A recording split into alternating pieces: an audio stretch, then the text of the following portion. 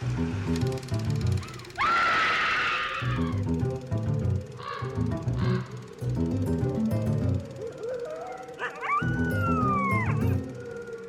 everyone, and welcome to Scream Scene, the horror movie podcast, where we watch every horror movie ever made in chronological order, and then we rank them from best to worst. My name's Ben. And I'm Sarah. Thank you for listening to us today. Happy New Year. Happy New Year. Yeah. Welcome to 2022. We are recording this on the first day of the year. That's right. So far, pretty good. Yeah. We slept till 3 because we drank too much and stayed up too late. Mm-hmm. So, you know. It's good so far. Yeah. Yeah. What are we watching today, Ben, on this first day of 2022? Today, Sarah, we're watching The Return of Dracula from 1958. Wait, didn't we watch something? No, I'm thinking of The Return of the Vampire. There was Return of the Vampire, yes. Yeah. We have also seen The Vampire, and we have seen Dracula, but we have not yet seen The Return of Dracula. Okay. And despite the nature of the title, this is not a sequel to either Universal's Dracula in 1931 or Hammer's Dracula that we literally just saw. It's not a sequel to any particular Dracula. It's just sort of a sequel to the concept of Dracula. Maybe, is it a sequel to the book? No. Okay. I mean, only in the sense that it takes place later and Dracula's in it. But he's still alive, so it's a prequel. No, that's not how time works. No, it's just a Dracula movie because public domain and all that. Yeah, so tell us about it. So this indie horror film was produced by Jules V. Levy and Arthur Gardner of Gramercy Pictures. It was directed by Paul Landres, and it was written by Pat Fielder, and this is the exact same team that had made The Vampire in 1957, which we covered in episode 212, and ranks number 49 on the list, which does put it in the top quarter.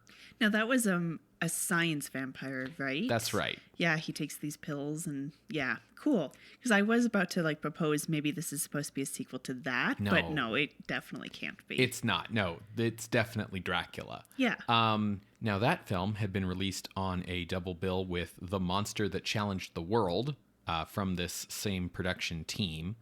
So they followed that double bill up with a new horror double bill, which must have not done as well as that first one, because after this, that production team basically dedicates itself to Westerns, specifically the Rifleman TV show.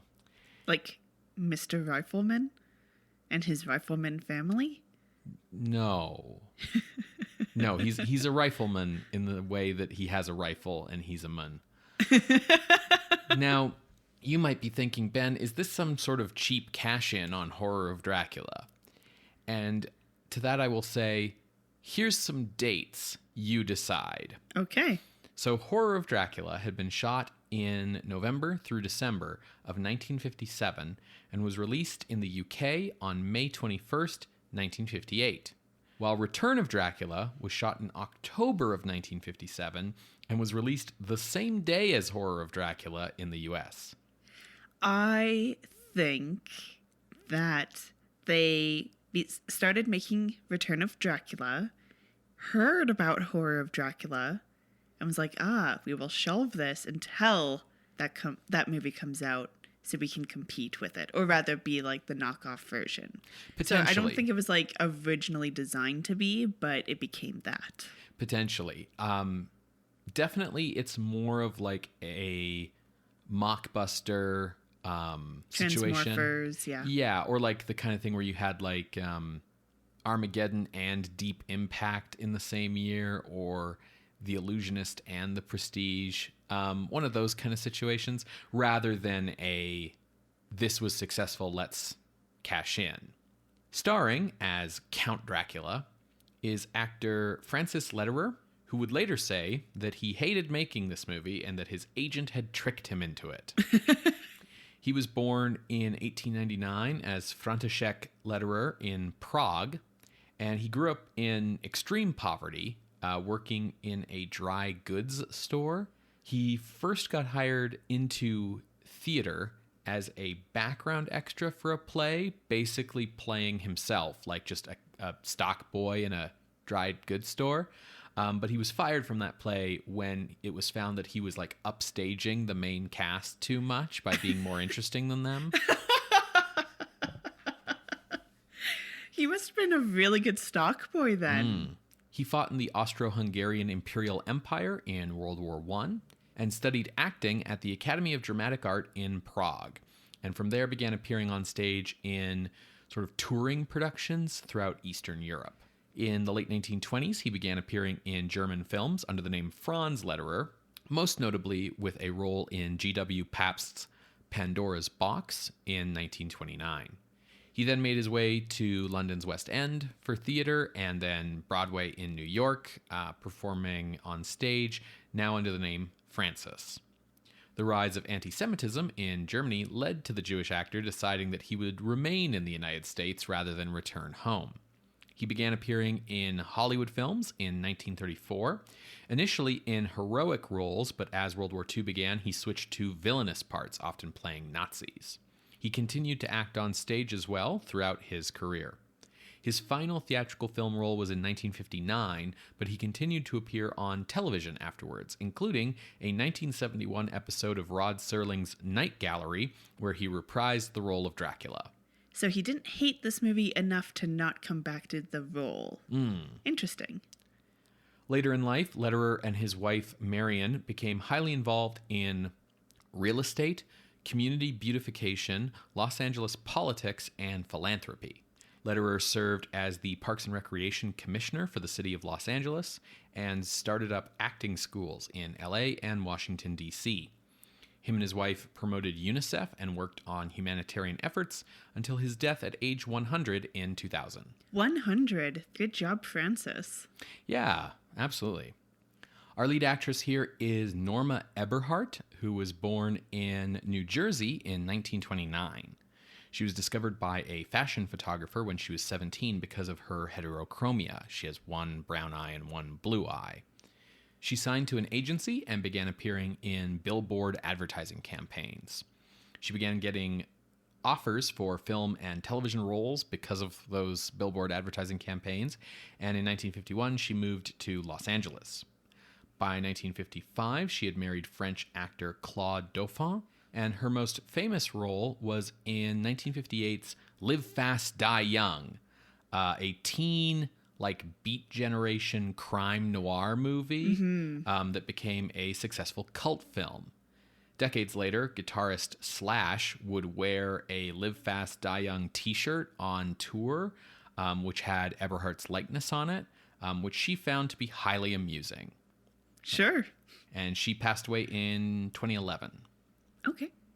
In a smaller role in this film is actress Greta Gronstedt, who was once quite infamous.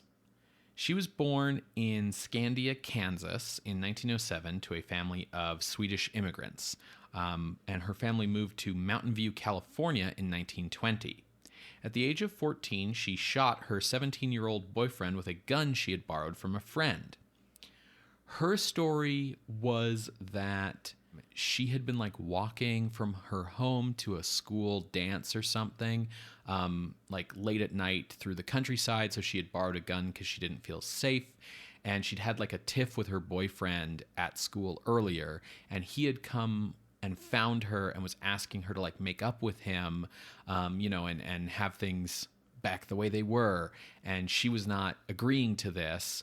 And he stepped towards her and startled her. And she shot him. Did he die? No. Now, the press didn't really believe her story, and neither did her family, who apparently testified to the fact that she was an extremely jealous and sort of unstable young girl. And so basically became the accepted story was that this had been a premeditated, jealousy motivated act, that he had taken a different girl to the dance than her, and she found him on the way there and came out of the shadows and shot him. But what does the boyfriend say? I don't know. He did live, so she was sentenced just to reform school. Okay. Yes, the reform school to Hollywood pipeline. Yes. In addition to being sentenced to this reform school, she was forbidden to return to Mountain View. Oh. So she couldn't go home again. So after getting out of reform school, she moved to San Francisco in 1926 and began modeling at age 18. Then the next year, she moved to LA with aspirations of becoming a big movie star. In 1929, she and her parents wanted to try to reconcile, so they got on a steamer to San Francisco to meet her, and that steamer collided with an oil tanker and sank, and her mother died. Oh my God. She began appearing in bit parts in movies starting in 1928, and she never really became the movie star that she wanted to be. Her parts never really became larger than supporting parts, except for she had a lead role in 1939's Hitler Beast of Berlin as the female resistance fighter opposite Alan Ladd. She eventually retired from acting in 1970 after doing a lot of work on, TV. And she was married 8 times through her life. Did any of them get shot? Not as far as I know, at least not while they were married to her. Her first marriage in 1923 was annulled because she was still a minor. She would have been 15 at that time. Her second marriage was in 1926 to a painter and was also annulled. Marriage number 3 was to a band leader and tango dancer in 1933, and that lasted for 18 months before they got divorced. Marriage number 4 was in 1935 to a photographer and also ended in divorce. Marriage number 5 was to a Hollywood matte painter, and though she was planning on divorcing him, she discovered that he was still married to his previous wife, so all she needed to do was annul the marriage. Oh my God. Marriage number 6 in 1944 was to an army major and was also annulled for the same reason. He was still married? Yes. What? In 1947, there was marriage number 7. The next year, in 1948, she and her husband adopted a son who she won custody of when they divorced in 1951. Her final marriage was in 1965, and after her retirement from acting in 1970, she and her husband purchased a ranch in British Columbia, and she passed away in 1987, age 80, of throat cancer. Well, she eventually found love, it sounds like. A long-term relationship. Right. Let's put it that way. Right. The Return of Dracula was released by United Artists on a double bill with the jungle adventure sci-fi film The Flame Barrier, which had been produced by this same team. The music for both movies was composed by Gerald Fried, who had also composed the music to The Vampire.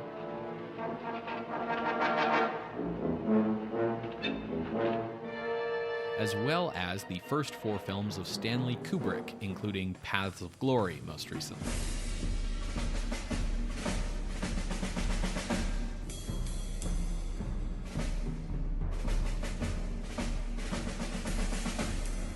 Fried is probably most famous today, however, for his scores for 5 episodes of Star Trek, particularly Amok Time, for which he composed the famous fight music. Mm-hmm.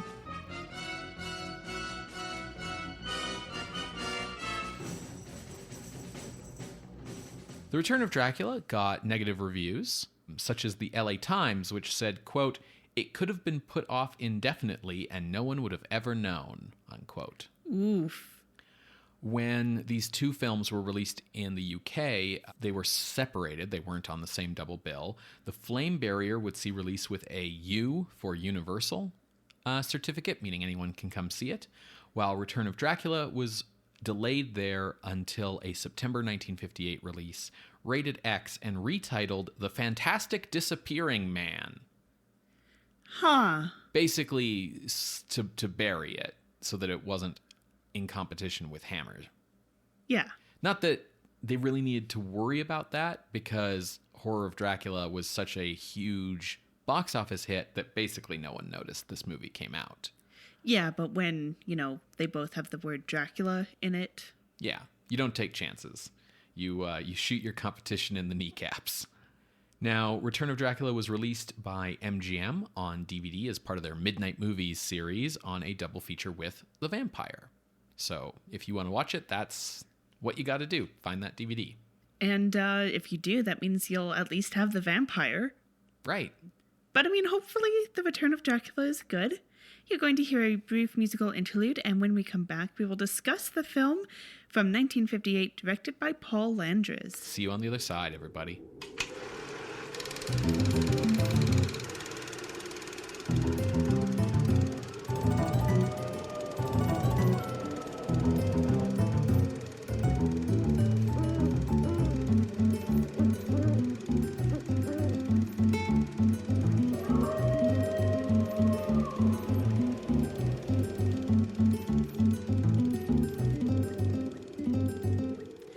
Welcome back to Scream Scene. We just finished watching The Return of Dracula from 1958, directed by Paul Landres. Ben, you held out on me. You didn't tell me that there was going to be a color shot. Yeah, I wanted it to be a surprise. Well, it certainly was that. But what did you think of the movie? I actually really liked this. Yeah, I think I would be like, yeah, this was pretty good if we had just watched Horror of Dracula. Sure, fair enough. But even in Horror of Dracula's Shadow, The Return of Dracula is pretty good. Yeah, I mean, it's very much just like 1950s suburban Dracula, but it's good. Yeah. Well, let me tell people what it's about. Yeah. It's very much what it says on the tin. Mm-hmm. Dracula has returned. As the film opens, we get some narration saying, like, vampires are real and Count Dracula is one of them. And we see some vampire hunters in Eastern Europe being led by an investigator named John Meyerman. They have tracked this vampire to his tomb. Now, they never explicitly state that this is Dracula, but I think you can put two and two together. Mm-hmm. They open his coffin to stake him, and he's gone. He's escaped. And we see that he is on a train heading to America. Also, heading onto the train is a Bellic Gordell, who is an artist and is excited to leave Eastern Europe for the freedom and artistic integrity that is in America. Yes, you can't be an artist in Eastern Europe in the 1950s, you see, because of communism. It's too bad that as soon as Bellic gets on the train, he happens to share a cabin with the mysterious man known as Dracula, and he gets attacked almost immediately. And Dracula then takes on Bellic's identity and his plans of going to America and seeing his American cousins. So we meet Bellic's American cousins, the widow, Cora, her teenage daughter, Rachel, and her young son, Mickey. Also in this town, Carlton, California, we meet Rachel's boyfriend, Tim, and the local minister, Dr. Whitfield. Now, the doctor, as he's just consistently referred to, he runs a parish, and that's where some people in the community who need help taking care of themselves stay, including a blind woman named Jenny, who Rachel kind of is the nurse for. So Bellic's eccentricities that we know are because he's a vampire are just chalked up to him being European. He's out all day. They never see him leave, and he returns at night. However, we as the audience see that he is keeping his coffin in the nearby abandoned mine with an open pit. Chekov's pit. Now, Bellic's American cousins, Cora and her family, they are very welcoming. They're super excited to have him here. They're like, oh, he's going to be so posh and European, and it's going to be great. Rachel is particularly excited because, like, they know he's an artist and she is of a creative mind as well, only it's for costume design. And because he's an artist, Rachel's also like, hey, you should come meet Jenny. She's blind, and as an artist, you can describe the landscape to her. Well, Jenny does meet Bellic, Because she's the first to be attacked and turned into a vampire. Yes. She is the Lucy. Yes. And so she rises at night, and it seems to be implied, though not explicitly stated, that as a vampire, she has her sight back. Right, yeah. Now, throwing a wrench into Bellic's plans of turning the entire town of Carlton into vampires is that the Vampire Control Unit has tracked him here. Now, they are disguised as immigration officers. Which honestly was like... Are they trying to make ICE the heroes? I mean, this predates ICE by many decades. Many a year. But I did think that the idea that, like, the thing that would stop Dracula from coming to America is, like, the Office of Immigration was kind of brilliant, honestly. We see that it's actually the Vampire Control Unit. They actually say that it's the... European Police Authority. Yeah, which isn't a thing. No. But it also implies that Interpol is fighting vampires. I think that... So my impression of it is, like, John Meyerman, who's, like, leading the charge here, he's basically our, like, Van Helsing equivalent. I have the impression that the European Police Authority is not a thing, but, you know, he's just like, yeah, I'll just say that to Americans, and they'll be like, yeah, that sounds reasonable, and believe me, because Americans don't know shit about anything. Well, it's not like they can double check this, right? Right, they don't have the internet. Okay, so the vampire hunters are here checking on Bellic's papers, and they end up taking, like, a secret spy photo of Bellic to... basically as evidence if he's going to be a vampire or not, because they aren't really sure. They know that there's a vampire afoot. However, Bellic recognizes this investigator, who is not Meyerman. It's just, you know, a red shirt investigator. Spoilers. And he has Jenny lure this investigator off, and then Jenny turns into a white wolf and just mauls the shit out of this dude and kills him. However, Meyerman has already received the photo, he's already here in town, and he's ready to pick up the trail. He gets the police on his side with one flash of his badge, and then gets Dr. Whitfield on his side also. And, you know, they're like, we don't want to just go around accusing people, but the way that we will definitely know for sure if Bellic is a vampire is if Jenny's a vampire. So we need to exhume Jenny. Meanwhile, Bellic has already been closing in on Rachel. She has some weird dreams. He, like, comes to her, he speaks to her in her dream, and seemingly attacks her. And she's having these lapses in memory. Rachel's Armina. Down to, like, being overly pure because she takes care of everyone. It's a little ridiculous, especially because she's supposed to be a teenager. Yeah. Like, there's a lot of responsibility on her shoulders. But anyways, I will move on.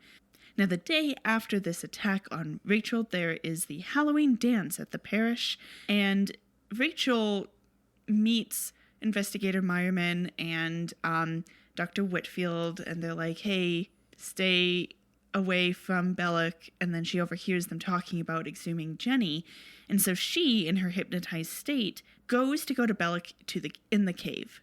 Tim follows, because, you know, he's the David Manners here. Sorry, what's his name? The Jonathan Harker. Jonathan Harker. Now, Bellic's final attack that would completely, you know, kill Rachel, turn her into a vampire. This attack is interrupted by Jenny's staking. So we have, like, this intercut bit going on. We see with Jenny's exhumation that, oh, she's not in the coffin, so they put it back. They wait for her to come in, and then they exhume her. They put a cross on her so she is paralyzed and can't move or transform into mist or anything. And the doctor says a prayer over her, and then they stake her. And the minute that the stake enters the body and you have blood is where you get, like, maybe 1 or 2 seconds of color film. Yeah, it's one shot. Yeah, it's very quick. Blink and you miss it. Yeah, it's just the blood bursting out. And then they continue staking her, and you hear her screams and everyone reacting to what is presumably a gruesome sight.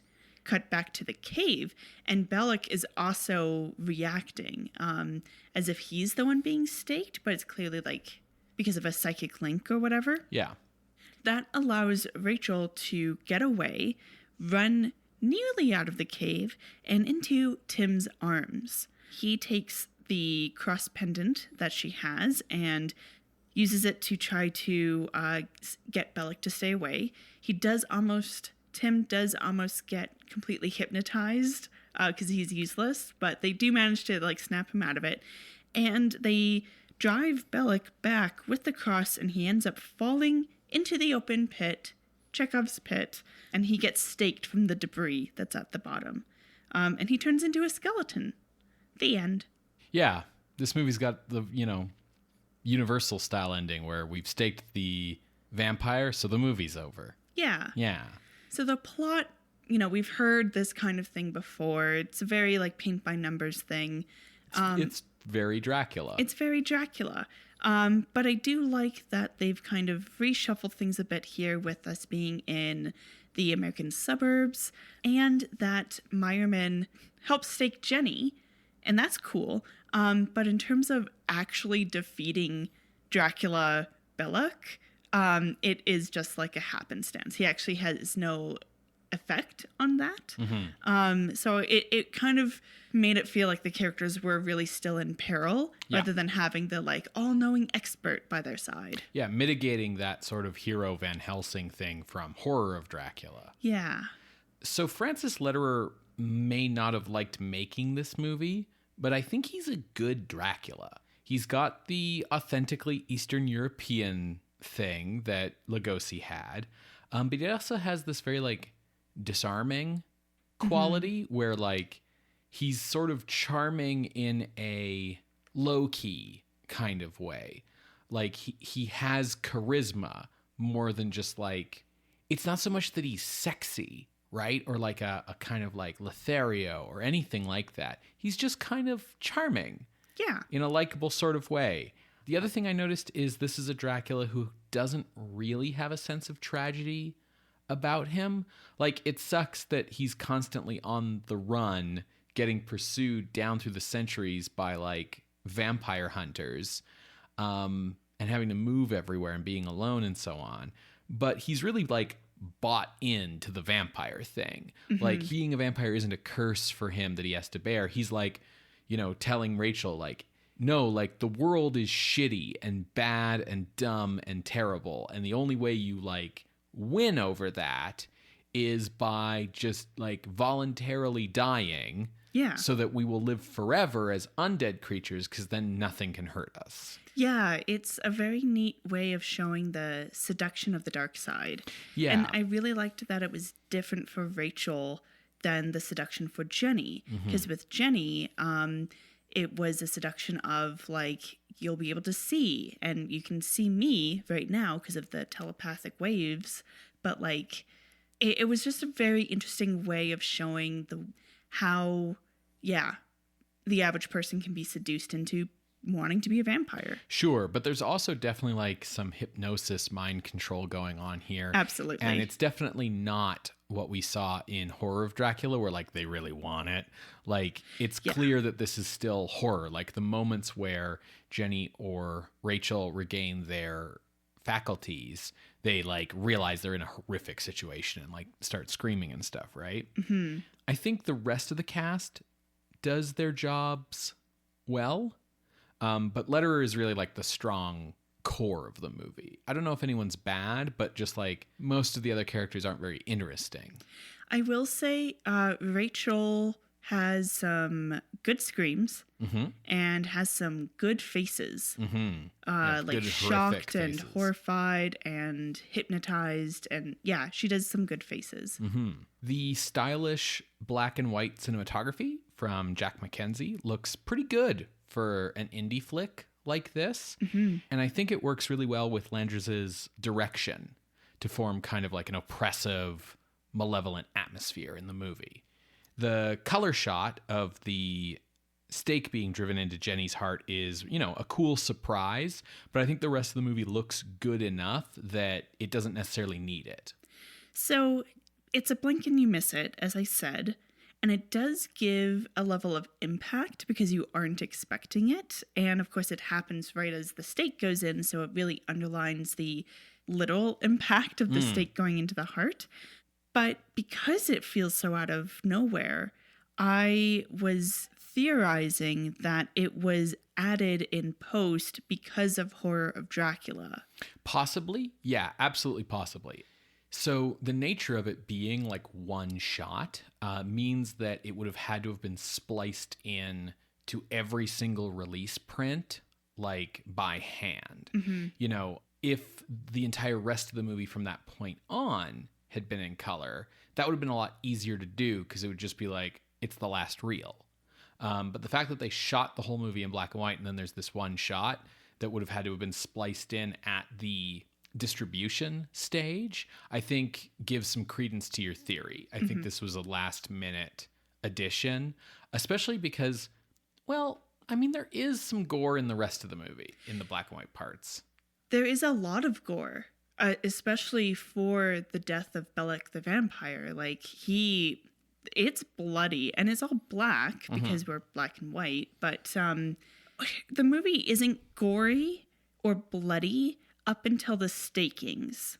Well, FBI, not really Office of Immigration dude. Oh, that's right. When he we gets see mauled. him mauled, he's bloody. I guess I was thinking of the fact that Jenny's death is so bloodless. Right. Yeah, and there isn't any of the like visible neck wounds that we had in Horror of Dracula. Yeah, there's no wounds at all. Yeah.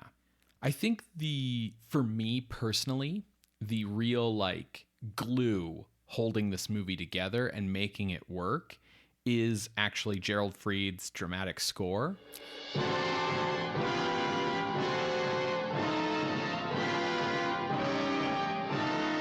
Oh, music is on point as always. Yeah. Love his stuff.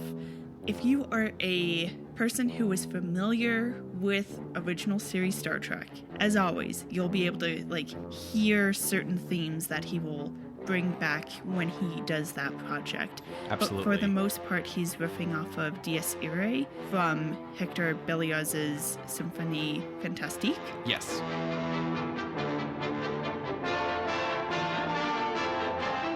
And it's not just like a play for play. He's riffing off of it. When the movie starts, I turned to Ben and I was like, why do I know this music? Yeah. And it's you who identified what it was. Yeah, absolutely. So if you know that music and you know Star Trek, like you're going to hear stuff in this score that sounds familiar. But the same way that if you listen to a lot of James Horner or a lot of Philip Glass, you start to hear the same shit over and over again. Yeah, some people just have telltale signs. Yeah. And I fucking love it. Yeah, but the score he does here really does a lot to contribute to like the menacing feel of the movie and really, really helps sell it as a horror movie. There are still some unfortunate hard cuts. Like the music is swelling and then we suddenly cut to a different scene and it's silence. Yeah. So that's, I think, is just the fact that it's a low budget movie. So you can see the seams. I think overall, like kind of speaking to its budget, it does very well. It obviously is like, as we said in the context setting, like it doesn't have a large budget. And if you're familiar with what low budget movies look like, you will see all the hallmarks here. But I think the movie does a really good job hiding it, especially with the amount of characters and locations that they have. Sure. I think the direction and the editing and the music are all working together to do a really good job of keeping the story moving forward at a propulsive enough clip that you aren't really like feeling that drag that you do when low budget movies very clearly have like 3 locations that they're just sort of bouncing between. Yeah, I think the movie does a good job of looking pricier than it is. Absolutely. I think it was inevitable for Dracula to come to white suburbia with the white picket fence and all that. I mean, we already saw that with The Mummy. Yeah, absolutely. And I'm surprised how much I liked it. Yeah, it worked surprisingly well. I think it comes down to Lederer's performance, honestly. I think so. I do still think it's like stretching things a little bit that like once landing in America, he would go all the way to California. Like There's so many places in between New York and California. Sure, but he's only just doing this because he's got, like, the papers for this specific dude. Yeah, but it's 1958. He can just, like, peace out and disappear. Sure, but Dracula's always been a dude who, like, to be honest, kind of, like, goes where the wind blows him and starts from there. He's like a seed in that way. Because, like, in the book, like it's like, why does Dracula go to Whitby and start attacking, like, Lucy and Mina and all those people? Well, it's because Harker's the dude who came to his house to help him sell his castle and buy some new land in London or whatever. And Harker's, engaged to Mina, and these are all of his friends. So it's like, oh. But also the boat crashes by Whitby. Yeah. But, like, the reason he's going to the place already sets him up with these people. So, like, he's stolen Belloq's identity. So let's go to where he's expected to be and kind of branch out from there, right? Mm-hmm. I think it lends some interesting parallels to the invasion literary themes that we see in the novel and with the 31 Dracula. I will say, so when we had our episode on the 31 Dracula, we did talk about how it is a little bit of a racist premise. Yes. Because, oh no, the European man's going to come and, like, infect your women. Mm-hmm. In Return of Dracula, I would say that it's racist still, but in a way of, like, I think overtly, that freedom only exists in America. Sure, that's not so much racism as it is chauvinism. Sure. The other thing here is, like, a very subtle notion of immigrants are good and we want them to come here and we're all cool with them being here, but they better conform. Yes, they have to assimilate to our ways. And every time that Rachel's like, hey, Cousin Belloq, why do you never show up when the sun is out? And why do you only kind of hang around at night? And why are you weird and creepy? And why do you say I can't wear this cross around my neck around you? And his comeback to her is like, oh, you want me to conform to your American ways. Well, I have to, I come from a different culture and you have to be okay with that culture. So, yeah, there's a little bit of, like, immigrants are good, but you have to be willing to, like, assimilate. Otherwise, who knows what kind of weird, creepy shit you might be up to. The other thing that's going on here is the American 1950s anxiety about Eastern Europe. Absolutely. Right? Like, there's no coincidence here that, like, Belloq is fleeing his country because of, like, implied communist oppression, and that, like, this is, Dracula's using that as a way in, and then, like, the people who show up who are like, who's this Belloq guy, are the, like, immigration squad and stuff, right? Yeah, Belloq even has a line of, like, no, I'm used to showing my papers. It just happens a lot more frequently where I'm from. Yeah, exactly. So there's this kind of sense of, like, the American federal government protecting us from, like, communist infiltrators to this. And, those communists, they're atheists. They don't like churches or crucifixes or crosses. Absolutely. That being said, Tim is the worst. Oh, I yeah, hate the boyfriend. Tim so much. He's definitely a big jerk. I will say that the movie at least seems to be aware of it. Yeah, he at least does apologize a couple times for being a jerk. He says, I'm sorry for being a jerk. Yeah, the thing about it is, like, you can tell it's intentional in the movie because Tim's, lack of manners and kind of, like, overall jerkiness are what is pushing Rachel to want to hang out with Belloq more because he's a, distinguished European gentleman, right? And so there's this contrast where it's like, well, if only you could be more like Belloq. But, Tim, on the other hand, is the first person to realize, like, there's something off about that dude. Like, why is your European cousin showing up to, your house and being like, Rachel, so good to meet you. Let me kiss your hand. Tim's immediately like jealous in a very jerky boyfriend kind of way, but he's also kind of the first person to realize, like, that's weird. It's a little weird. Yeah. Totally. So it is on purpose, at least. Like, so many times in these 1950s American movies, we get, like, misogynistic, angry, asshole heroes who the text of the movie is telling us, like, that's just what a good guy is. And here, like, Tim's like that, but the text of the movie is saying, like, yeah, but he's like a 16-year-old boy. Totally. Teens are jerks. Yeah. Yeah. So I did really enjoy The Return of Dracula, but I will say, again, that it's kind of a rehash of the usual vampire thing that we've seen. It didn't feel like it was reinvigorating the story or anything like we saw with Horror for Dracula, or even 1957's The Vampire. Because that was just like a completely different interpretation of what vampires are. So, and that's from the same team. So while I did like this, I don't know. Well, it's definitely not going at around number 5 where Horror of Dracula is. No. But, yeah, but let's move on to ranking. For sure. So it sounds to me like you're implying you like this less than The Vampire. Not by much. I think it's still, within that range. But I was looking at what else was around The Vampire. And below it is The Werewolf, which I also really liked.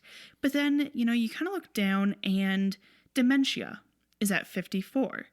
And that is such a unique, dare I say, inspired version of a horror movie that, like, we haven't really seen anything like it since, and we haven't really seen anything like it before. So I put Dementia as my ceiling. Looking down from there, though, Blood of Dracula is at 58. And I was like, okay, this is better than Blood of Dracula. Yeah, fuck Blood of Dracula. So my range is pretty narrow, 54 to 58. Interesting. So I went the opposite direction from you. I liked this better than The Vampire. Okay. But not by much. So what I liked about this better than The Vampire is The Vampire on a structural basis is a little bit confused. It sets stuff up that it doesn't pay off. The central plot has a lot of loose ends. There are cool characters with fascinating backstories who are introduced and then just kind of thrown away.